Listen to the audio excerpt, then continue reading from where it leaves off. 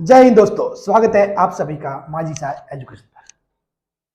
तो दोस्तों, आज अपन फिजिक्स की क्लास फिर से रेगुलर स्टार्ट करने वाले हैं, क्योंकि अपने गैप रह गया था। अपन वेक्टर की जो स्पेशल सीरीज पढ़ रहे थे उस कारण। तो अब फिर से फिजिक्स की रेगुलर क्लास स्टार्ट करते हैं। और अब तक अपन ने जड़त्व आघूर्ण, मोमेंट ऑफ इनर्शिया के बारे में पढ़ लिया था। तो अब अपने को आगे पढ़ना है नेक्स्ट टॉपिक, बल आघूर्ण, टॉर्क के बारे में अपने को पढ़ना है। वैसे मोस्टली जो चीज थी, बेसिक थी, वो टाइम उस जड़त्व आघूर्ण वाले टॉपिक में ही लगा था, मोमेंट ऑफ इनर्शिया वाले टॉपिक में ही था। अब तो अगले 3-4 लेक्चर में आपका चैप्टर खत्म हो जाएगा। ठीक है, चलिए तो अब बात करते हैं बल आघूर्ण टॉर्क की भी। टॉर्क क्या चीज होता है, बल आघूर्ण क्या चीज होती है।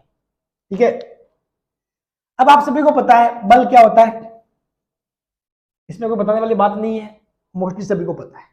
ठीक है, बल, एक चीज को धक्का दे रहे हो तो वो क्या अपने आप में बल है। किसी को खींच रहे हो तो वो क्या अपने आप में बल लगा रहे हो। ठीक है, आप उस पर कुछ बल लगा रहे होते हो। ठीक है, अब मैं इसको दबा रहा हूं तो मैं क्या कर रहा हूं, बल लगा रहा हूं। ये मेरे हाथ में मार्कर है, ये नीचे गिर गया, क्यों गिरा, क्योंकि इस पर गुरुत्वाकर्षण बल लगा। तो ये होता है बल। अब बात आ गई बल आघूर्ण की। इसकी बात आ गई बल आघूर्ण की, यानी कि टॉर्क। ठीक है, अब देखो बल आघूर्ण चीज क्या होती है उसको समझेंगे। बल तो सभी जानते हैं कि बल का मात्रक न्यूटन होता है। ठीक है, या फिर बल वो चीज होती है जो किसी वस्तु की स्थिति में परिवर्तन करता है या फिर परिवर्तन करने की कोशिश करता है, यदि परिभाषा की फॉर्म में देखें। यानी कि फोर्स वो चीज है जो किसी ऑब्जेक्ट की पोजीशन में चेंज करता है या फिर चेंज करने का ट्राई करता है, कोशिश करता है।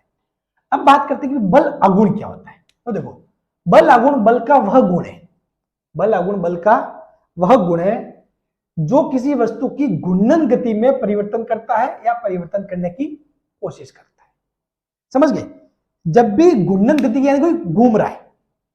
ठीक है, घूमना मतलब कि घूमना कहां होगा, किसी एक्सिस के रिस्पेक्ट में। ठीक है, कि भाई जो घूमना है, फॉर एग्जांपल मेरे हाथ में ये मार्कर है।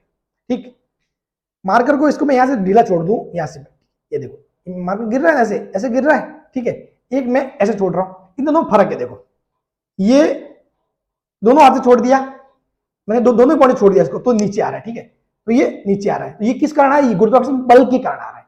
ये गुरुत्वाकर्षण बल के कारण आ रहा है। और ये जो नीचे जा रहा है, देखो ये देखो, एक बार नीचे जा रहा है, घूम रहा है। अब देखो घूम रहा है, घूमने वाला काम हो रहा है, जैसे घूमने वाला काम हो रहा है। तो वो किस कारण हो रहा है, वो हो रहा है गुरुत्वाकर्षण बल के बल आघूर्ण के कारण। वो हो रहा है गुरुत्वाकर्षण बल के बल आघूर्ण के कारण। ठीक है, अब इसके बारे में पूरा अपन अच्छे से समझेंगे। ठीक है, सब कुछ इस क्लास को देखने के बाद यदि अब तक आपको यदि बल आघूर्ण टॉर्क समझ में नहीं आया है, तो आपको गारंटी है ये आपको क्लास पूरा का पूरा एनालिसिस देगी इसका टॉर्क का। यानी कि ये क्लास पूरा देख लोगे ना, उसके बाद आपको डेफिनेटली समझ में आ ही जाएगा। ठीक है, कहीं से भी वीडियो देखा हो आपको समझ में नहीं आया होगा, भले लेकिन यहां से देखोगे तो गारंटी आपको पूरा पूरा टॉर्क समझ में आ जाएगा, बल आघूर्ण क्या होता है सब कुछ समझ जाओगे। ठीक है, और न्यूमेरिकल करना भी सीख जाओगे, नॉट ओनली थ्योरी, न्यूमेरिकल करना भी सीख जाओगे। चलिए, तो देखो, बल आघूर्ण बल का वह गुण है जो किसी वस्तु की घूर्णन गति में परिवर्तन करता है या परिवर्तन करने की कोशिश करता है। जो किसी वस्तु की घूर्णन गति में परिवर्तन करता है, परिवर्तन करने की कोशिश करता है। जैसे कि फॉर एग्जांपल सिंपल सा अपन बल है, एक बल की परिभाषा क्या देखते हैं, फोर्स की डेफिनेशन क्या देखते हैं कि भाई बल क्या करता है, किसी वस्तु या ऑब्जेक्ट है उसकी पोजीशन स्थिति में परिवर्तन करता है, फिर परिवर्तन करने की कोशिश करता है। ठीक है, या तो यानी कि जैसे कि ये है, अगर बल का मान कम है तो वो कोशिश करेगा, परिवर्तन नहीं कर पाएगा, लेकिन बल यदि बहुत ज्यादा है तो वो परिवर्तन कर देगा, यानी कि वस्तु आगे ऐसे खिसक जाएगी, स्थानांतर गति हो जाएगी। ठीक है, तो वो होगी स्थिति में परिवर्तन। ठीक है, पोजीशन में चेंज। तो या तो वो चेंज करता है या फिर करने की कोशिश करता है। उसी प्रकार घूर्णन गति, जो रोटेशन मोशन होता है, उसमें एक चीज होती है बल आघूर्ण। वो है बल का एक ही गुण है, मतलब एक टाइप का बल ही है, ये समझ लो, जो किसी वस्तु की घूर्णन गति में परिवर्तन करता है या फिर परिवर्तन करने की कोशिश करता है, यानी कि घुमाने वाली गति। ये क्या होगी, ये जो मैं अगर इसको मैं ऐसे ऐसे करूं तो ये क्या होगी, घुमाने वाला गति हो गया। कौन सा, घूमने वाला। ठीक है, तो अब देखो ये जैसे कि ये वस्तु स्थिर है, अभी स्थिर है। ठीक है, अब जैसे कि ये खींच रहा, कौन खींच रहा है, गुरुत्वाकर्षण बल क्या कर रहा है, इसको घुमा रहा है, इसको घुमा रहा है। तो यानी कि क्या हुआ, इसकी स्थिति में परिवर्तन करने की कोशिश की, कौन सी स्थिति, घूर्णन गति वाली। देखो घूर्णन गति में परिवर्तन करता है, परिवर्तन करने की कोशिश कर रहा है, तो ये परिवर्तन कर रहा है पूरा, क्योंकि अभी ये घूर्णन गति में कहा था स्थिर था, लेकिन अब इसने घुमा दिया, समझ गए। अब यदि ये घूम रहा है, इसी के अगर उल्टा में कोई बल लगाऊं ऐसे, तो वो इसकी घूर्णन गति पूरा पूरा परिवर्तन, यानी कि इसके विपरीत हो जाएगा, ये ऐसे ऊपर घुमाएगा, ठीक है। गुरुत्वाकर्षण वाला नीचे घुमा रहा है, ऊपर मैं कोई बल लगा लूं तो ये ऐसे घुमा रहा है, ठीक है। तो कुल मिला के जो बल आघूर्ण है, जो टॉर्क है, उसका संबंध किससे है? रोटेशन मोशन से। किससे? घूर्णन गति से, समझ गए। इसका संबंध किससे आ जाता है? घूर्णन गति यानी कि रोटेशन मोशन से। तो इंग्लिश में torque is properties of force which change और try to change rotation motion of any object. देखिए वस्तु की घूर्णन गति में जो रोटेशन मोशन होता है उसमें चेंज करता है या फिर चेंज करने की कोशिश करता है, समझ गए। तो बल आघूर्ण क्या काम करेगा? सिंपल सी बात है, किसी वस्तु को घुमाने की कोशिश करेगा। किसके सापेक्ष? किसी बिंदु के सापेक्ष या फिर किसी अक्ष के सापेक्ष, किसी पॉइंट के रेस्पेक्ट में होगा हमेशा। क्यों? क्योंकि भाई घूमेगा कब? जब इसका एक एंड फिक्स होगा, एक एंड फिक्स। अब वो एक एंड किसी पॉइंट में फिक्स हो सकता है, किसी एक्सिस में फिक्स हो सकता है, ठीक है। तो वो बात अपन आगे बाद में करेंगे। बाकी किसी भी एक्सिस या पॉइंट के रेस्पेक्ट में होगा, ठीक है। क्योंकि देखो यहां से मैं पकड़ूंगा तभी तो घूमेगा, अगर यहां से भी ये पकड़ा हुआ नहीं तो नीचे गिर जाएगा, फिर तो घूर्णन गति नहीं होगी, ठीक है। अब जैसे कि अगर इस साइड को पकड़ा हुआ है तो ये ऐसे घूमेगा, तो इस साइड को पकड़ा हुआ तो ये ऐसे घूमेगा, समझ गए। ऐसे घूम रहा है फिर ऐसे घूम रहा है, ठीक है। डिपेंड करता है कि कौन सा पॉइंट, किस पॉइंट के रेस्पेक्ट में आप बात कर रहे हो, ठीक। चलिए, तो वो होता है बल आघूर्ण, टॉर्क। अब देखो बल आघूर्ण है क्या? बल आघूर्ण एक्चुअली में एक सदिश राशि है। बल आघूर्ण क्या है? सदिश राशि, यानी कि वेक्टर क्वांटिटी। बल आघूर्ण क्या है? वेक्टर क्वांटिटी है, सदिश राशि। इसकी क्या होती है? डायरेक्शन होती है। जिस प्रकार फोर्स की डायरेक्शन होती है, बल की डायरेक्शन होती है, उसी प्रकार बल आघूर्ण यानी कि टॉर्क की भी डायरेक्शन होती है। बात क्लियर? अब देखिए नेक्स्ट, इसका मात्रक जो होता है, यूनिट जो होती है, वो होती है न्यूटन इंटू मीटर। यूनिट क्या होती है? Newton into metre. वीमा, अब वीमा क्या होती है? देखो सिंपल सी बात है कि भाई इसका मात्रक क्या है? Newton into metre. न्यूटन यानी कि एफ फोर्स और मीटर यानी कि लेंथ। मीटर यही हो गया लेंथ में, ठीक है। अब आपको पता है कि एफ का फोर्स क्या क्या होता है? m1 l1 t-2। नहीं पता तो चलो निकाल भी सकते हैं अपन। एफ को क्या लिख सकते हो आप? मास इंटू एक्सीलरेशन, ठीक है। और जो एक्सीलरेशन होता है, वो क्या होता है? मीटर पर सेकंड स्क्वायर होता है, यानी कि लेंथ अपॉन पर सेकंड स्क्वायर, यानी कि टाइम का स्क्वायर, ठीक है। मीटर पर सेकंड स्क्वायर इंटू एल। तो अब देखो यहां से क्या हो जाएगा?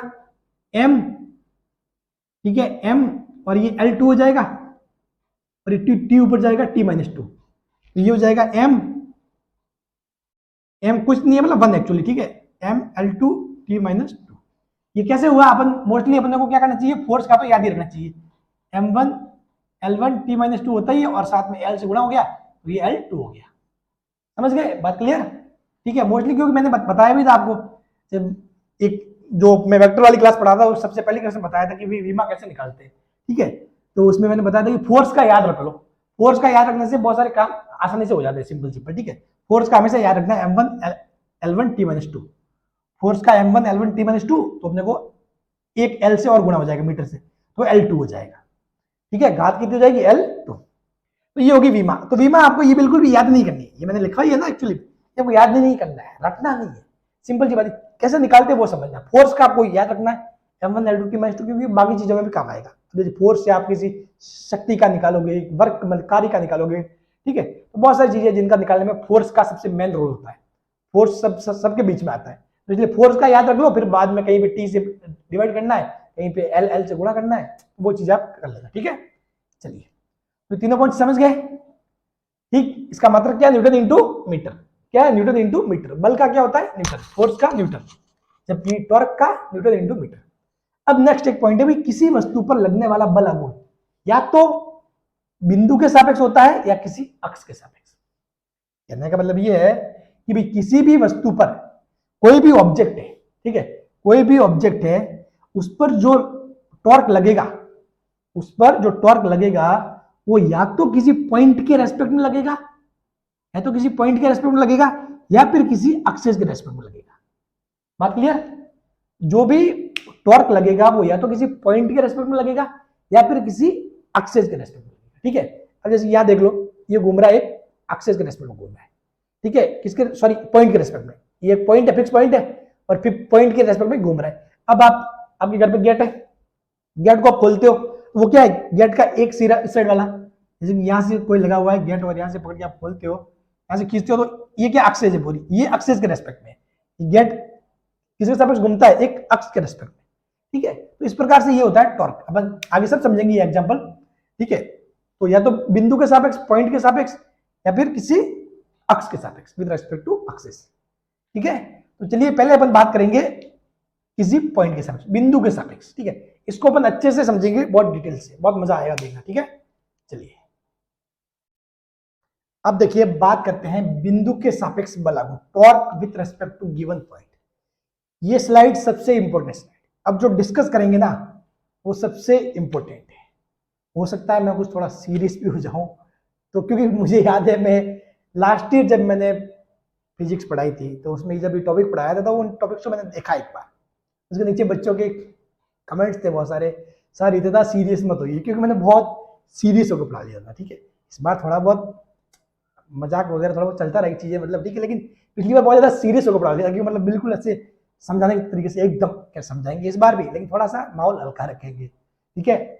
तो खैर सीरियस थोड़ा रहना भी है, तो मैं तो रहूंगा ये साथ में, आपको भी सीरियसली देखना है इसको, ठीक है। मैं एक एक बात जो बोलूँ उसको समझना, वो समझ गए ना, फिर आपको टॉर्क भले ही विथ रेस्पेक्ट टू एक्सेस हो या पॉइंट हो, मेन चीज यही है, बेसिक यही से स्टार्ट होता है, ठीक है। चलिए अब देखो ये कह रहा है बिंदु के सापेक्ष बल लागू, torque with respect to given point.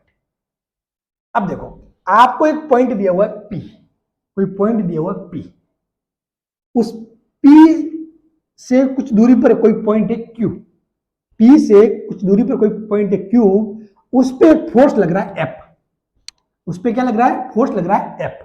तो यानी कि अब आपको क्या करना है, इस फोर्स F का इस पॉइंट P के रेस्पेक्ट में, के सापेक्ष, यानी कि इस बल F का इस बिंदु P के सापेक्ष बल आघूर्ण ज्ञात करना है। अब लेकिन ये बल लग कहां पे रहा है, Q बिंदु पे बल लग रहा है, और ये Q बिंदु P से कितनी दूरी पर है, ये दूरी है, देख लो। अब ये अपने को पी क्यू सदिश कितना दिया हुआ है, आर सदिश कितना दिया हुआ है, आर, ये एक्चुअली वेक्टर है पूरा, पी क्यू सदिश कितना दिया हुआ है, आर दिया हुआ है, ठीक है। फोर्स क्या है, एफ, यानी कि कहने का मतलब ये है कि अपने को इस बल का इस पी बिंदु के सापेक्ष, पी बिंदु के रेस्पेक्ट में आपको क्या निकालना है, बल आघूर्ण निकालना है। क्या निकालना है, बल आघूर्ण निकालना है, टॉर्क निकालना है, ठीक है। तो जो टॉर्क आप निकाल रहे हो वो एक्चुअली पी बिंदु के सापेक्ष निकालना है, लेकिन बल लग क्या रहा है, क्यू पॉइंट पे, बल लग कहां पे रहा है, क्यू पॉइंट। अब देखो सिंपल सी बात है, बताऊं कैसे, ये जैसे मेरा हाथ में मार्कर है, ठीक है। अब ये मैं इसको खींच रहा हूं, ऐसे मैंने खींच लिया, चलो ठीक है, मैं खींच रहा हूं, तो एक्चुअली मैं बल कहां लगा रहा हूं, बल तो यहां पे लगा रहा हूं, लेकिन घूम किस पॉइंट के सापेक्ष रहा है, इस पॉइंट के सापेक्ष। तो बस ये पी बिंदु है, यहां पर पी बिंदु है, यहां पर क्यू बिंदु है, और यहां पर ऐसे बल लग रहा है जो उसको घुमाने की कोशिश कर रहा है, समझ गए, कहने का मतलब ये हुआ। तो पी क्यू और ये फोर्स इस साइड लग रहा है। अब आपको निकालना है कि इस बल एफ, फोर्स एफ का विथ रिस्पेक्ट टू पी बल आघूर्ण क्या होगा, टॉर्क क्या होगा, वो आपको निकालना है, ठीक है। तो अब देखो, अब ये निकालने से पहले सबसे एक इंपॉर्टेंट बात मैं आपके साथ शेयर करना चाहूंगा कि आप देख रहे हो ये मेरे हाथ में मार्कर है, ठीक है। अब मैं इस पे एक बल इस साइड लगा, ऐसे खींच रहा हूं, ये घूम रहा है, नहीं घूम रहा है, ठीक है। ये बल कैसा है, एक्चुअली ये बल क्या है, समांतर बल है। अब ये पॉइंट है, पॉइंट के ये जो लाइन है इसके समांतर बल आ गया, पैरेलल। तो पैरेलल फोर्स इसको घुमा नहीं सकता, लेकिन यही फोर्स मैं ऐसे लगाऊं लंबवत, तो ये घुमा रहा है।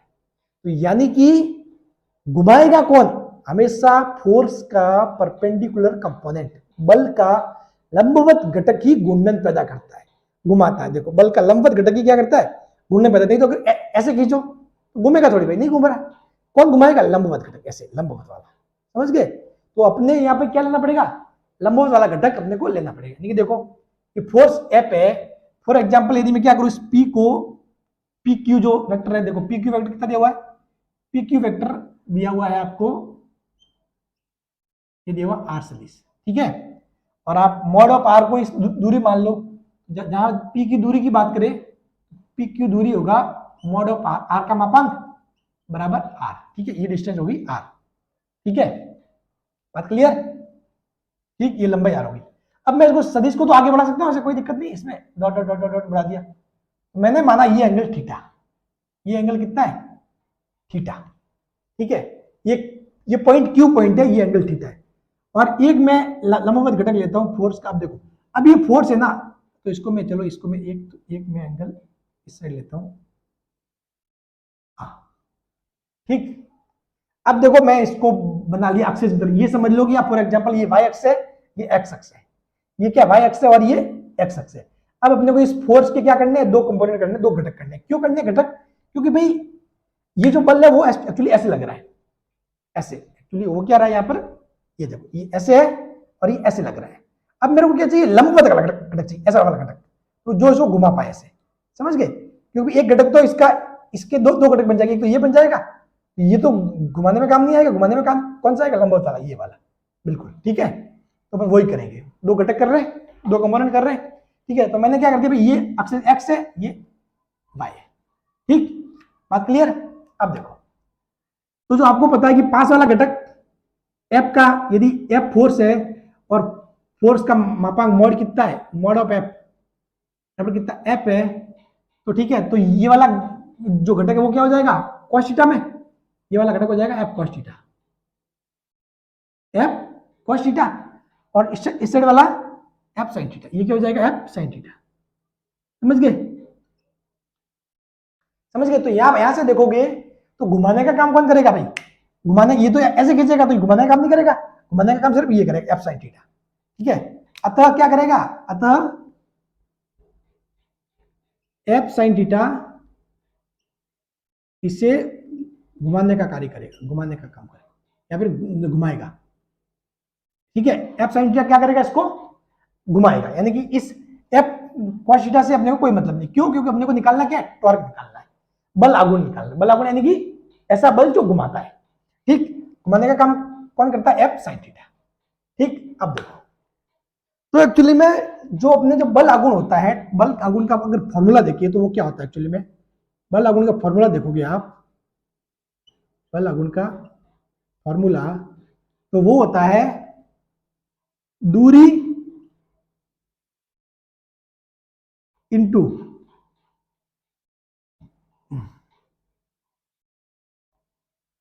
दूरी इंटू बल का लंबवत घटक, दूरी इंटू बल का लंबवत घटक। दूरी कौन सी, कि भाई किस पॉइंट के रेस्पेक्ट में निकालना है, उस पॉइंट से कितनी दूरी पर बल लग रहा है, समझ गए, ये दूरी, समझ गए। अगर ये बल यहां लग रहा होता है तो वो दूरी अपने ये काम में आती, यहां लग रहा होता तो इतनी काम में आती, ठीक है। दूरी मतलब कि भाई फोर्स कहां पे काम कर रहा है, क्यू पॉइंट पे काम कर रहा है, तो पी के रेस्पेक्ट में निकालना है, तो पी और क्यू के बीच की दूरी, बल आघूर्ण क्या होगा, दूरी इंटू बल का लंबवत घटक, यानी कि torque is equal to distance into perpendicular component of force, perpendicular component of force. या फिर इसको दूसरा ऐसे भी लिख सकते हो, दूरी इंटू बल का लंबवत घटक, या फिर बल इंटू दूरी का लंबवत घटक, वो भी मैं आगे बताऊंगा कैसे, ठीक। अब देखो सिंपल सी बात है, अपने पास दूरी कितनी है, दूरी ये पी क्यू कितना है, पी क्यू एक्चुअली में कितना है आर, पी क्यू की लंबाई कितनी है आर, इंटू बल का जो लंबवत घटक आ गया वो क्या आ गया F sin theta, F sin theta, F sin theta, ठीक है। ये हो गया बल आघूर्ण टाउ, ये हो गया टाउ एक्चुअली में, ठीक है। तो टाउ देखोगे, इस सिंबल को क्या बोलते हैं, टाउ, हाँ टाउ नहीं बोलते, ठीक है, टाउ नहीं है ये, टाउ है, टाउ, ठीक है। तो टाउ इज इक्वल टू क्या हो जाएगा आर एफ sin थीटा। अब यहां पे थीटा क्या है, थीटा क्या है, बल सदिश, और ये जो स्थिति सदिश है, यानी कि जो दूरी वाला ये सदिश है, विस्थापन सदिश बोल सकते हो, कुछ भी बोल सकते हो आप, स्थिति सदिश भी बोल सकते हो, क्योंकि पी क्यू लाइन से, ठीक है, पी क्यू क्या है, लाइन है पूरी, इसका जो सदिश फॉर्म में क्या है आर वेक्टर। तो ये जो एंगल बन रहा है ये एक्चुअली देखो, ये इसका वाला आर और ये थीटा, ये वाला थीटा, ठीक है। आर और एफ के बीच का एंगल है sin थीटा, टाउ इक्वल क्या हो जाएगा आर एफ sin थीटा।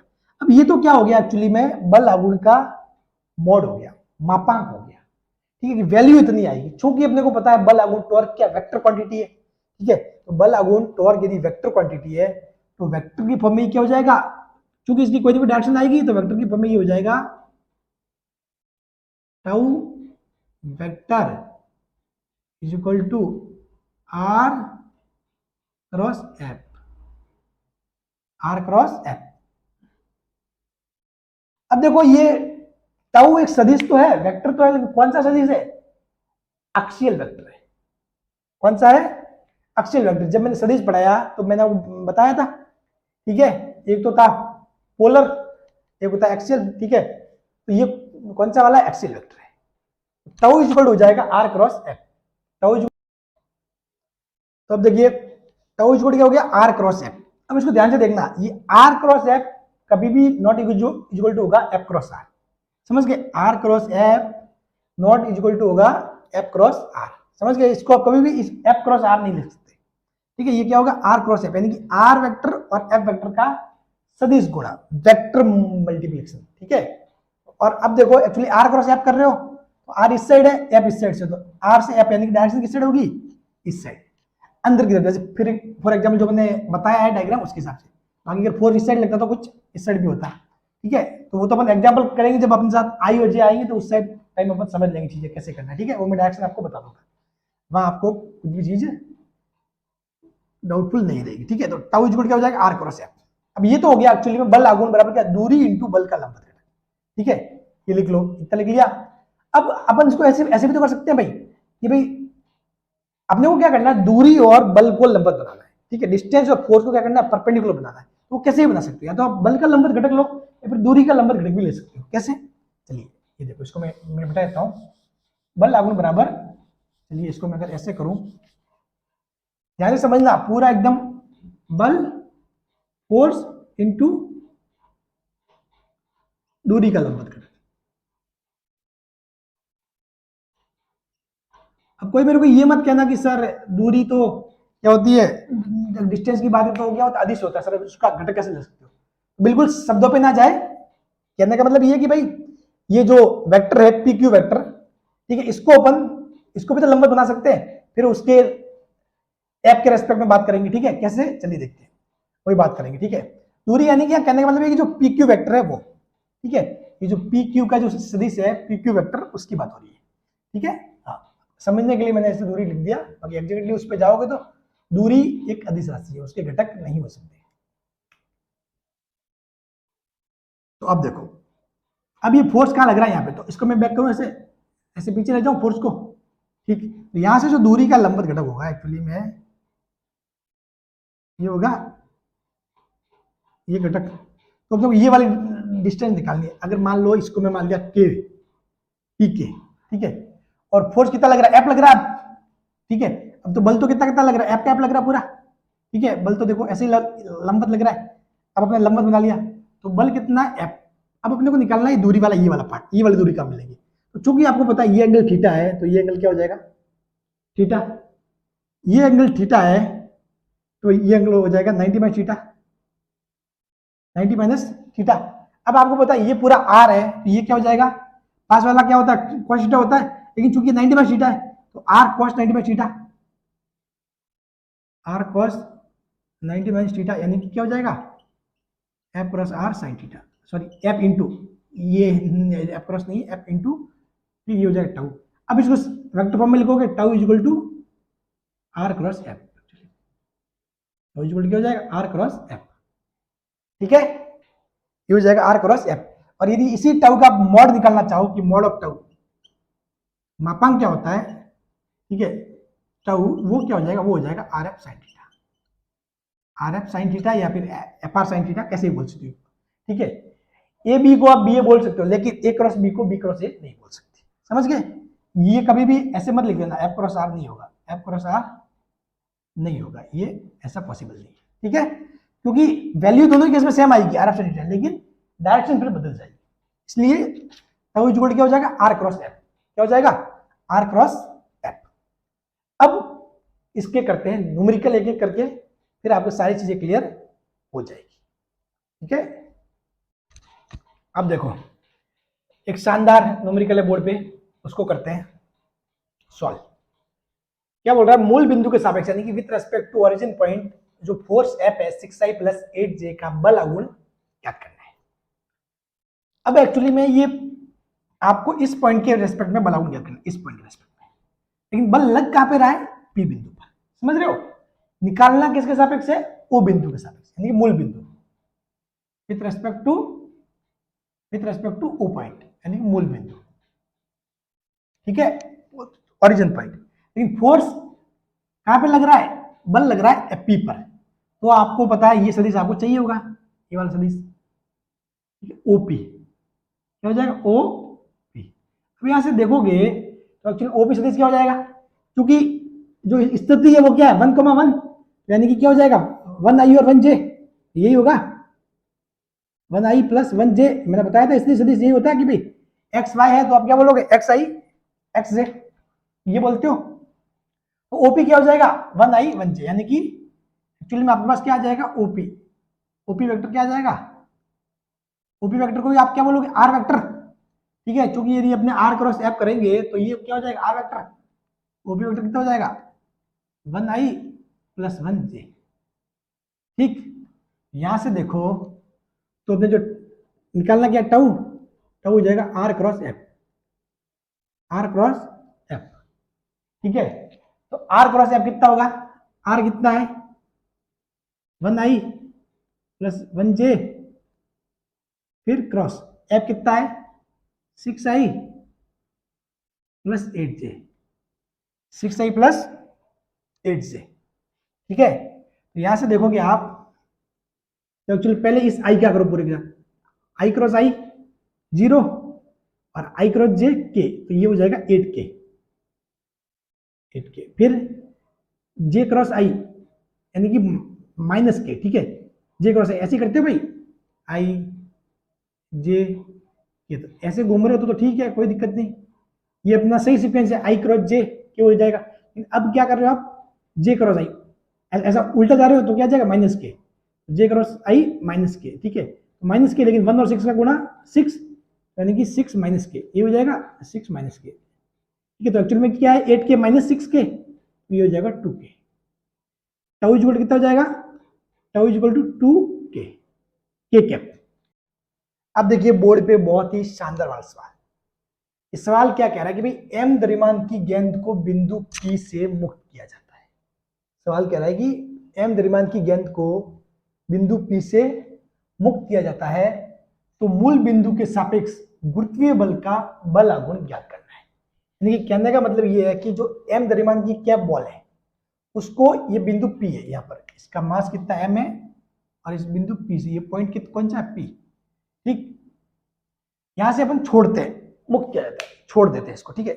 छोड़ते ही इस पर कौन सा फोर्स लगेगा, गुरुत्वाकर्षण बल लगेगा, ठीक है, गुरुत्वाकर्षण फोर्स इस पे लगेगा, ठीक है। तो इस मूल बिंदु के सापेक्ष, मूल बिंदु कौन सा है, ये बिंदु, वो बिंदु, मूल बिंदु के सापेक्ष गुरुत्वीय बल का बल आघूर्ण ज्ञात करना है, यानी कि इसके रेस्पेक्ट में इसका आपको क्या करना है, बल आघूर्ण ज्ञात करना है। तो अब देखो सिंपल सी बात है, आपको पता है कि यदि जो गुरुत्वाकर्षण बल है इस पे कैसे लगेगा, ऐसे लगेगा, ठीक है, ये कैसे लगेगा, ऐसे लगेगा mg, ठीक है। अब चूंकि आप यदि निकालना चाहो तो ये जैसे ये कितना है ओपी वेक्टर, ओपी वेक्टर अपने को ना ही तो इस पी पॉइंट के कोऑर्डिनेट दिए हुए, पी पॉइंट के आपको कोऑर्डिनेट दिए हुए नहीं है, ठीक है। तो लेकिन उसमें भी अपन एक वाला निकाल सकते हैं, कौन सा, एक्स वाला दिया हुआ है, एक्स वाला कितना एल है, एक्स वाला कितना एल, वाई अपने को नहीं पता, तो वाई का अपने को काम भी नहीं है, क्यों, क्योंकि इसको अपन कैसे कर सकते हैं कि भाई इसको अपन कैसे कर सकते हैं कि फोर्स यानी बल आघूर्ण यदि टाउ है, बल आघूर्ण यानी कि दूरी का लंबवत घटक, दूरी का लंबवत घटक इंटू बल, दूरी का लंबवत घटक इंटू बल, ऐसे कर सकते हैं भाई, बल इंटू दूरी का लंबवत घटक, ठीक है, या फिर दूरी का लंबवत घटक इंटू बल। तो दूरी का लंबवत घटक, दूरी का लंबवत घटक क्या हो जाएगा, एक्चुअली फोर्स कहां लग रहा है, अब देखो ये देखो फोर्स ये लग रहा है, यहां तक लग रहा है सही। तो अब देखो अपने को ये लेंथ दी हुई है, ये जो ओपी वेक्टर है, ओपी वेक्टर, ठीक है, जिसको आप आर बोलते हो, आर वेक्टर, तो इसका अपने को दो घटक कर सकते हैं, ये कर सकते हैं, ये कर सकते हैं। तो अपने को कौन सा वाला चाहिए? ये वाला कितना हो जाएगा? एल। समझ गए? यानी कि क्या हो रहा है, एल लेंथ पे ये एम पॉइंट है जहां पे फोर्स लग रहा है, तो निकाल सकते हो, ये लंबवत घटक ये है, ठीक है। तो कितना हो जाएगा डिस्टेंस आर एल, देखो दूरी का लंबवत घटक कितना हो जाएगा? एल, और फोर्स क्या लग रहा है? mg, गुरुत्वाकर्षण क्या लगता है? यही लगता है mg। तो जो टाउ है वो क्या जाएगा? टाउ हो जाएगा mgl, mgl, सॉरी अभी सिर्फ टाउ निकालना है। अब इसको वेक्टर फॉर्म में कैसे लिखें? दिशा क्या होगी? देखो दिशा यहां से देखोगे तो एक्चुअली में तो गुरुत्वाकर्षण बल है वो लग रहा है नीचे, कैसे लग रहा है? नीचे, और ये आर किस साइड है? इस साइड। तो एक्चुअली में आप देखोगे तो आर क्रॉस एफ, एफ कैसे है? नीचे है, यहाँ पे है, ठीक है, यहाँ पे नीचे है ना, ये देखो एफ किस साइड है? एफ इस साइड है, ये वाला नीचे वाला, और ऊपर वाला आर, ये देखो आर ऐसे जा रहा है, ये पूरा पूरा आर। तो एक्चुअली में यहां से आप देखोगे, बढ़ा के देखो तो आर क्रॉस एफ क्या जाएगा? अंदर की तरफ, किस साइड जाएगा? अंदर की तरफ। और वैसे भी आप कर सकते हो, ये भी घुमा रहा है ना, तो ये घुमाएगा कैसे? अब देखो ये जो लेंथ है, जो लेंथ है ना, लेंथ की दिशा में अपने जो अंगुलियां हैं उनको रखो, फिर ऐसे घुमाओ, फोर्स की डायरेक्शन में ऐसे घुमाओ, ठीक है। तो ये अंगूठा क्या जाएगी? अंदर की तरफ, यानी कि माइनस के कैप, क्या जाएगा? Minus K cap. समझ गए? क्या जाएगा? Minus K cap, M G L minus K cap हो जाएगा। क्यों? क्योंकि देखो आप दोनों तरीके से कर सकते हो। एक तो मैंने बताया था कि आर क्रॉस एफ, जब मैंने आपको वेक्टर पढ़ाया था तो वेक्टर में ये बताया था भाई कुछ भी ए क्रॉस बी करना है, ए और बी, ठीक है, तो आप क्या करो? ए क्रॉस बी यानी कि ए से बी की तरफ आपकी जो अंगुलियां उनको घुमाओ, ए से बी की तरफ घुमाओ, तो अंगूठा जो डायरेक्शन है वो किसको शो करेगा? इसकी डायरेक्शन को, ठीक है। तो यानी कि अंदर की तरफ, बी क्रॉस ए यानी कि बाहर की तरफ। तो यहाँ पे आप क्या कर रहे हो? आर क्रॉस एफ करते हो, ठीक है। तो आर एक्चुअली में ये है, आर कैसा? ये है, ठीक है। इसकी डायरेक्शन तो ये है, तीर किस साइड है? इस साइड, ठीक है। तो तीर से हमेशा जज करना, ठीक है। तीर से ऐसे, तो ये तीर के ऐसे, अब आपको इसको इस साइड लेके आओ, एफ की साइड में, तो एफ नीचे है। अब ये बन रहा है, ये केस बन रहा है, देखो ये ऐसे बन रहा है आपके सामने केस, आर वाले वेक्टर ये, एफ वेक्टर ये, आर क्रॉस एफ। तो ऐसे करो तो अंगूठा अंदर की तरफ, ठीक है। तो देखो आपके क्या जाएगा? माइनस के। या फिर दूसरा सिंपल सा तरीका, जब भी आपको ये निकालना हो, इसकी डायरेक्शन निकालनी हो, ठीक है, बल लागू की टॉर्क की डायरेक्शन, तो क्या करोगे आप? जो दूरी है, लेंथ, एल की दिशा में रखो अंगुलियां, और इसको किस साइड मोड़ दो? फोर्स की तरफ, इस साइड फोर्स की तरफ मोड़ दो। तो जो अंगूठा जिस डायरेक्शन में जाएगा, अंगूठा वो शो करेगा इसको, इसकी डायरेक्शन को, टाउ को। तो यानी कि क्या हो जाएगा? वेक्टर फॉर्म में ये हो जाएगा, ये tau cap is equal to M G L, sorry tau vector is equal to M G L minus K cap. बात क्लियर? समझ गए? तो ये सवाल हो जाएगा ऐसे, तो आपको ऐसे करना है, सिंपल सी बात है, ठीक है। आपको सोचना है कि भाई क्या किया जा सकता है यहाँ पर, ठीक है, कि भाई एक फॉर्मूला दिया बल आगुणित दूरी का लंबवत घटक इनटू बल, या फिर बल का लंबवत घटक इनटू दूरी। तो क्या चीज इजी बन रही है? बल का लंबवत घटक निकाल सकते हैं, दूरी का लंबवत घटक निकाल सकते हैं, क्या है? तो अपने पास पता है आपको, बल तो ऐसा लग रहा है, अब इसका लंबवत घटक अपने को दिया हुआ है एल, तो अपने को एम जी एल जो दिया हुआ है उसी से अपने को करना है, एक्स्ट्रा तो कहां से लाए होंगे, ठीक है। चलिए सिंपल सी बात है, अब बढ़ते हैं आगे। अब देखो, अब एक और मस्त सवाल, ये कह रहा है आपको फोर्स दिया हुआ है F3I प्लस 4J, आपको फोर्स दिया हुआ है, उसका आपको बल आपको निकालना है, टॉर्क निकालना है विद रिस्पेक्ट टू पॉइंट क्या है? ए व बी के सापेक्ष। ये कौन सा पॉइंट है? ये बी कौन सा पॉइंट है? ये यहां पर कोई पॉइंट है जिसका निर्देशांक क्या है? 3,4, इसका कोऑर्डिनेट क्या है? 3,4, ठीक। अभी x3 है, इसका मतलब ये कितना हो जाएगा? 3, ठीक है। y कितना? 4 है, मतलब ये कितना हो जाएगा? 4। समझ गए? यानी कि ये लेंथ कितनी हो जाएगी? 4, और ये लेंथ कितनी हो जाएगी? 3, ठीक। अब देखो, अब आपको पहले तो निकालना है with respect to point A, tau A, ठीक है। इस साइड अपन निकाल लेंगे tau with respect to B, tau with respect to B. अब देखो ए के रेस्पेक्ट में निकालना, तो अपने को क्या करना पड़ेगा? पहले तो फोर्स के अपन कर लेते हैं दो टुकड़े, कंपोनेंट। तो साफ बात है, ये क्या 3i प्लस 4 से है, तो इसका मतलब इस साइड वाला कौन सा कंपोनेंट है? घटक 3i, और इस साइड वाला क्या है? 4j। समझ गए? ये ऐसा है, ठीक है। ये क्या है? 3i है और 4j, दोनों मिलकर ये फोर्स बन रहा है, ठीक।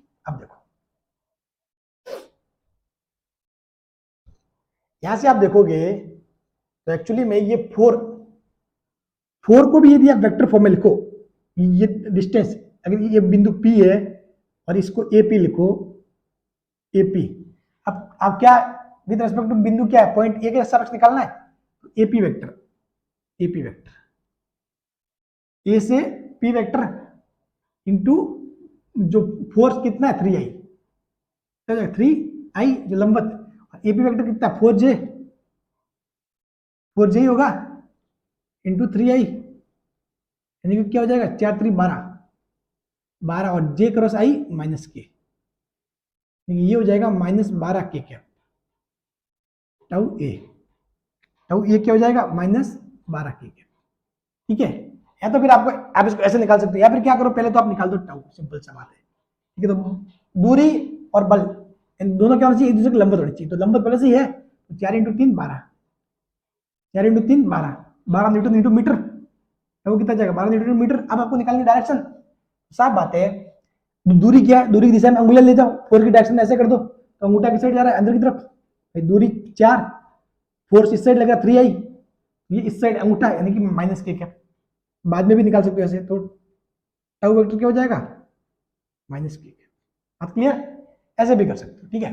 इसी प्रकार यदि इस टाउ बी की बात करोगे तो यानी कि सिंपल सी बात है, वेक्टर फॉर्म में लिखो तो बीपी वेक्टर इंटू इसको घुमाने का काम कौन करेगा, 4j वाला फोर्स, कौन काम करेगा 4j वाला, बीपी वेक्टर कितना 3i है, ये 3 इस साइड वाले को i, 3i इंटू 4j, ठीक है। तो 4 × 3 12 और i क्रॉस j कितना हो जाएगा k, तो टाउ बी कितना हो जाएगा k। अब इसको सिंपल सी फॉर्म में करते तो टाउ इक्वल कितना हो जाता भाई, दूरी कितना 3 और बल कितना लग रहा है 4, तो 3 × 4, 3 × 4 कितना हो जाता 12, वही न्यूटन इंटू मीटर। अब इसको डायरेक्शन भी देना, और डायरेक्शन क्या हो जाएगा भाई, जो दूरी की दिशा में ऐसे कर लो अंगुलियां, 4 की साइड लगा ऊपर की तरफ, देखो बाहर की तरफ के कैप, तो क्या हो जाएगा 12 के कैप, 12 के कैप, बात क्लियर, समझ गए। चलिए अब बढ़ते हैं नेक्स्ट क्वेश्चन की तरफ। अब देखिए आज का आखिरी क्वेश्चन, ये क्या कह रहा है एक्चुअली में कि आपको 3 पॉइंट ओ ए व बी, 3 पॉइंट के रेस्पेक्ट में इस फोर्स एफ का आपको टॉर्क निकालना है, बल आघूर्ण निकालना है, ठीक है। किसके रेस्पेक्ट में, ओ के रेस्पेक्ट में, ए के रेस्पेक्ट में, बी के रेस्पेक्ट में, ठीक। तो अब देखो सिंपल सी बात है, ये पॉइंट मान लो कुछ भी पी, कि पी पे फोर्स काम कर रहा है, ठीक है, इसको पी मान लिया मैंने फॉर एग्जांपल। तो यदि मेरे को अगर ओ के रेस्पेक्ट में निकालना है, टाउ ओ निकालना है, तो एक्चुअली क्या निकालना पड़ेगा, R cross F, R cross F, और आर कितना अपने पास, आर एक्चुअली क्या होगा, ये होगा OP vector, OP vector into F कितना है, वही एफ जो भी है अपने पास 10i, ठीक है, 10i यानी कि इस साइड लग रहा है। अब देखो इसका मतलब हमेशा देखो, एक का बात मैं बता दूं आपको, एक एग्जांपल भी बता के समझाऊंगा कि भाई ये तीर जो बता रहा है ना, एक तो ये तीर इसके ऊपर, ये तो सिर्फ ये बता रहा है कि एफ क्या है, वेक्टर क्वांटिटी है, ठीक है, सदिश राशि। दूसरा ये वाला जो तीर बता रहा है ना, ये वाला भी इसकी कोई दिशा नहीं बताता है, समझ गए, ये तो अपने संयोग बन गया कि भाई इसी साइड 10i लग रहा है, लेकिन ये भी कोई दिशा नहीं बताता, ये भी ये बताता है कि बल लग रहा है इस पे, ठीक है, समझ गए। मैं आपको बताऊंगा एग्जाम्पल से आगे कि ऐसा क्यों, ठीक। इसका मतलब ऐसे नहीं कि बिल्कुल भी ऐसे दिया हो तो ऐसे ही लगेगा बल, बल किस डायरेक्शन में लग रहा है वो कौन करेगा डिसाइड, ये करेगा 10i, क्योंकि यहाँ पर ये अपने तीर भी ऐसे ही बनाया और बल भी 10i लग रहा है, इसलिए सेम हो गया। नहीं तो एक एग्जाम्पल मैं आपको बताने वाला हूँ जहां से आपको सारे कॉन्सेप्ट क्लियर हो जाएंगे। तो ओपी कितना हो जाएगा, ये 3 है, ये 4 है, तो यानी कि हो जाएगा 3i प्लस 4j, ठीक है, ये हो जाएगा इंटू एफ कितना 10i। तो देखो अब आई और आई क्रॉस आई 0 और जे क्रॉस आई माइनस का के, जे क्रॉस आई कितना हो जाएगा माइनस का के, ठीक है। तो देखो ये हो जाएगा -40 के, ठीक है। टाउ नॉट कितना हो जाएगा न्यूटन इंटू मीटर, इसकी जो यूनिट है वो क्या हो जाएगी न्यूटन इंटू मीटर। अब देखो -40 कहां से आया, कैसे आया, तो देखो फोर्स लग रहा है इस साइड, और ये जो जा रहा है ये जो 3,4, तो इसको आप देखोगे तो ये कहीं ना कहीं यहाँ पे होगा, ठीक है, ऐसे पास कर रहा होगा, ठीक है, आर वेक्टर इस साइड जा रहा है ऊपर, तो यानी कि आर आर की दिशा में ऐसे कर दिया, आर क्रॉस एफ नीचे, तो अंगूठा अंदर की तरफ, इसलिए आया ये माइनस के, इसलिए क्या है ये माइनस के। ठीक है, चलिए अब देखो, अब और निकालना है with respect to point A, with respect to point ए। यदि पॉइंट ए के रेस्पेक्ट में बात करोगे, टाउ ए के रेस्पेक्ट में, तो साफ बात है, आप वेक्टर फॉर्म में भी निकाल सकते हो या फिर डायरेक्ट भी निकाल सकते हो। डायरेक्ट कितना है, ये 3,4 है, तो इसका मतलब ये दूरी कितनी है, 4 है, दूरी कितनी, 4, ठीक, ये 4 है, तो साफ बात है 4 × 10, फोर्स कितना 10, 40, कितना हो जाएगा 40 न्यूटन इंटू मीटर। अब डायरेक्शन और लगानी है, तो साफ बात है दूरी, डिस्टेंस और फोर्स इस साइड लग रहा है, तो ये माइनस के कैप हो जाएगा, माइनस के कैप, टाउ एक क्या हो जाएगा -40 के कैप। बात क्लियर? या फिर आप उसी की फॉर्म में करना चाहो, वेक्टर की फॉर्म में करना चाहो, साफ बात है वैसे भी कर सकते हो। इसको एपी वेक्टर लिखोगे, टाउ एक यानी कि आर क्या हो जाएगा आपका AP vector into F. AP vector कितना हो जाएगा 4j इंटू 10i, तो j क्रॉस i कितना हो जाएगा माइनस का k, तो यानी कि माइनस का 40 k। और देखो अपने को ऐसा दिख भी रहा है, माइनस का k अंदर की तरफ घुमा रहा है। अब बात करते हैं tau with respect to point B. तो पॉइंट बी के सापेक्ष देखोगे आप, तो एक्चुअली में क्या होगा, ये क्या हो जाएगा, देखो अगर मैं इसके सापेक्ष देखूं तो ये कितनी लेंथ है 3i cross 10i, 3i cross 10i, i cross i कितना हो जाएगा 0, तो टाउ बी कितना हो जाएगा 0 हो जाएगा।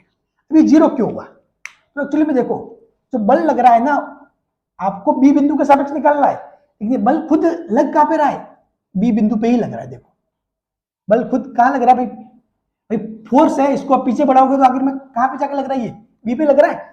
ठीक है, ये देखो सीध में तो है, बी पे लग रहा है, तो इसीलिए इसके रेस्पेक्ट में ये क्या आएगा, बी के रेस्पेक्ट में बल आगुण टॉर्क 0। रीजन क्या है, देखो सिंपल सी बात है भाई, ये है, मैं यहां से खींचूं, यहां पे फोर्स लगेगा तो ये ज्यादा घूमेगा, यहाँ और कम घूमेगा ऐसे कम, लेकिन एक पॉइंट ऐसे कि ये बिल्कुल ये आर डिस्टेंस, ये डिस्टेंस आर है, ठीक है, ये पॉइंट पी है, ये मान लो कि भी ये कुछ भी एक पॉइंट है, फिक्स पॉइंट, और जहाँ पे बल लग रहा है वो वाला पॉइंट ये दूरी काम में लेते हैं, ठीक है, जिस बिंदु के रिस्पेक्ट में निकालना है वो, और जो पॉइंट पे बल लग रहा है वो, ये बल मैक्सिमम टॉर्क हो जाएगा बल आगुण, यहाँ थोड़ा और कम। यदि ये आर बिल्कुल 0 हो जाएगा, यहीं पे लगेगा, तो एक्चुअली घूम ही नहीं पाएगा, नहीं टॉर्क क्या हो जाएगा 0 हो जाएगा। ठीक है, तो इसीलिए टाउ बी इक्वल टू 0 आ जाएगा। क्यों? क्योंकि जो बल की क्रिया रेखा है, जो फोर्स है, वो इस पॉइंट बी से पास हो रहा है, इसीलिए इस पॉइंट बी के रेस्पेक्ट में क्या हो जाएगा, आपके टॉर्क क्या हो जाएगा 0 हो जाएगा। टॉर्क क्या हो जाएगा 0 हो जाएगा। चलिए एक सेंटेंस में आपको लिखवा देता हूं। तो देखो लाइन क्या है कि इंपोर्टेंट करके लिख लेना कि बल की क्रिया रेखा यदि किसी बिंदु से गुजरती है तो उस बिंदु के सापेक्ष बल F का बल आघूर्ण 0 होगा। सिंपल सी बात है, बल की क्रिया रेखा किसी बिंदु से गुजरती है तो उस बिंदु के, क्योंकि देखो यहाँ पे जो क्यों अपने tau B with respect to point B क्या 0 आया, क्यों? रीजन कि जो बल F है उसकी जो क्रिया रेखा है, लाइन ऑफ एक्शन, ठीक है, वो एक्चुअली में इस बी पॉइंट से पास हो रहा है। ठीक है, बल की क्रिया रेखा यदि किसी बिंदु से गुजरती है तो उस बिंदु के सापेक्ष, इस पॉइंट के सापेक्ष बल का बल आघूर्ण क्या होगा 0 होगा। क्यों? क्योंकि अगर इसके रेस्पेक्ट में बात करें तो ये जो दूरी है बन ही नहीं पा रही है भाई, ये पॉइंट है, इस बिंदु के सापेक्ष बल आपका बल आघूर्ण, तो ये दूरी यहाँ 0 तो आप खींच नहीं पाओगे, पेन नहीं घूम पाएगा, यहाँ से घूम पाएगा, क्योंकि कुछ ना कुछ आ रहा है। ठीक है, तो कुछ ना कुछ डिस्टेंस आनी चाहिए। ठीक है, तो इसीलिए वो घूम नहीं पाता है, क्योंकि डिस्टेंस 0 हो जाएगा। ठीक है, अगर यही फोर्स यदि कुछ ना कुछ यहाँ पे लगता, चलो यहाँ लगता ऊपर, तो कुछ ना कुछ लेंथ आती और फिर वो घुमा देता। ठीक है, तो या तो सेम पॉइंट से पास हो रहा है, बल की क्रिया रेखा यदि किसी बिंदु से गुजरती है तो उस बिंदु के सापेक्ष बल F का बल आघूर्ण 0 होगा। क्यों? साफ बात है, आपके साथ क्या आया, टाउ बी इक्वल टू 0 आया। 0 क्यों आया? रीजन समझ गए? ठीक है, रीजन क्यों आया 0? क्योंकि ये बल क्या है, उसी पॉइंट से पास हो रहा है। ठीक है, तो उसी बिंदु से गुजर रहा है बल, तो यानी कि उसका जो उस बिंदु के रेस्पेक्ट में बल आघूर्ण क्या आ जाएगा 0 आ जाएगा। ठीक है, फॉर एग्जाम्पल ये देखो Q बिंदु है, ये P बिंदु है। ठीक है, ये कोई फोर्स लग रहा है F। अब मेरे को P बिंदु के सापेक्ष यदि बल आघूर्ण निकालना है, ये दूरी R है, तो ये क्या हो जाएगा R गुणा F, R गुणा F। लेकिन ये बल यदि यहाँ नीचे आ जाए तो इस बल आघूर्ण और घटेगा, यहाँ नीचे आ जाए बल और घटेगा, लेकिन बल यहीं से पास हो रहा हो तो बल आघूर्ण क्या हो जाएगा 0। क्यों? क्योंकि भाई ये आर जीरो हो जाएगा, आर क्या हो जाएगा, जीरो हो जाएगा, ठीक है। तो उस केस में यदि पी बिंदु पे ही बल लग रहा है, बल भी पी बिंदु पे लग रहा है, तो पी बिंदु के सापेक्ष बलागुण क्या हो जाएगा, शून्य। क्यों, क्योंकि भाई पी से कुछ ना कुछ दूरी तो बननी चाहिए, तभी तो बलागुण आएगा, समझ गए। तो अगर इसी पॉइंट पे फोर्स लग रहा है तो उस पॉइंट के रेस्पेक्ट में टॉर्क क्या होगा, हमेशा जीरो होगा, ठीक है। ये पॉइंट पी है, इसमें कोई फोर्स लग रहा है, ठीक है, तो इस पॉइंट पी के रेस्पेक्ट में इस फोर्स एफ का टॉर्क क्या हो जाएगा, जीरो। लेकिन यदि कोई इससे इतनी आर दूरी पे कोई पॉइंट क्यू है, उस पर कोई फोर्स लग रहा है, तो उसका कुछ ना कुछ टॉर्क आएगा, ठीक है। ये दूरी मैटर करती है, समझ गए। दूरी इस पे लगती है, दूरी जीरो हो जाती है, इसलिए आर क्रॉस एफ यानी कि जीरो इंटू एफ जीरो हो जाता है। तो ये वो लाइन है, बल की क्रिया रेखा यदि इस बिंदु से गुजरती है तो उस बिंदु के सापेक्ष बल का बलागुण शून्य होगा, ठीक। अब देखो एक बात मैं बताता हूँ आपके साथ, शेयर करता हूँ, सबसे इंपॉर्टेंट। अभी अपन ने जो सबसे पहला वाला एग्जाम्पल किया था, उसमें अपन ने 1,1 फिर उस पर कोई ऐसा बल लग रहा था इस साइड कुछ, ठीक है, मैंने बताया था शायद ऐसे दिखाया था 6i प्लस 8j, ठीक है, कुछ ऐसा, ठीक है। तो एक्चुअली में मैंने बल ये ऐप लिखा हुआ है, इसका मतलब ये तीर ऐसे दिया, मतलब इसका मतलब ये नहीं कि बल ऐसे लग रहा है, इस बल को कौन कर रहा है डिसाइड, ये कर रहा है 6i और 8j। यहाँ आप देखोगे तो यानी कि इसमें 6i घटक इस साइड लग रहा है, 8j घटक ऊपर की ओर, और ये 1,1 जो जा रहा है वो एक्चुअली में इस साइड जा रहा है, ठीक है। 1,1 कहां से जाएगा, 20 में से निकलेगा, ठीक है। तो एक्चुअली में सबसे ज्यादा जो इफेक्टिव होगा वो कौन आएगा, 8j, यानी कि मतलब ये जो इन दोनों का जो घटक आएगा वो कहीं ना कहीं कहाँ आएगा, यहाँ पे आएगा। बल है 6i और 8j कहाँ आएगा, कहीं ना कहीं यहाँ पर आएगा, ठीक है।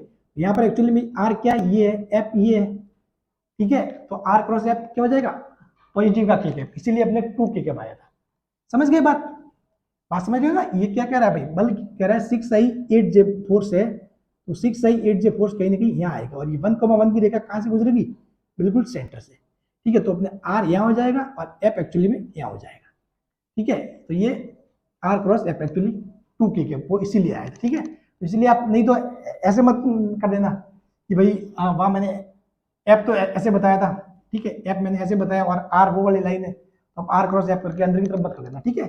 ये तीर सिर्फ ये तीर ये शो करता है कि भाई ये वेक्टर है, ये तीर तो ये शो करता है कि वेक्टर है, ठीक है।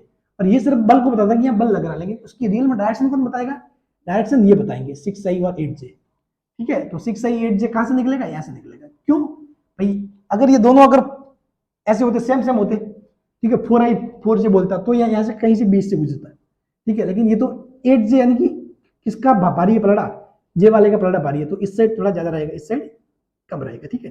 तो देखो ये बिल्कुल 20 में से नहीं गुजरे, ऐसे गुजरेगा, जबकि ये 1,1 20 में से गुजरेगा। साफ बात है, 1,1 कहाँ होगा, नीचे होगा, आर वाला नीचे होगा, एफ वाला ऊपर होगा, तो आर क्रॉस एफ यानी कि ये बात क्लियर। चलिए, तो जो भी बताया आपको सारा सब कुछ समझा दिया है।